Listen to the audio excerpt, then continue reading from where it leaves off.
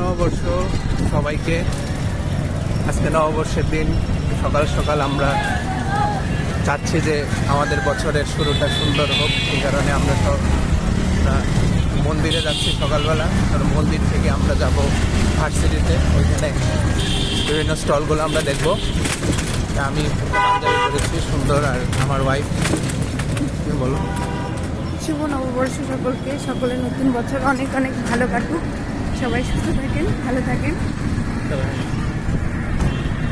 বৈশাখের বিকেল বেলায় তোমায় নিয়ে বকুলতলায় প্রেমের একখান গান শোনাবো। পাখিরা ডাকবে, মনে রং লাগবে, কিছু মিষ্টি মধুর স্বপ্ন সাজাবো। প্রেমের একখান গান শোনাবো। বৈশাখের বিকেল বেলায় তোমায় নিয়ে বকুলতলায় প্রেমের একখান গান শোনাবো।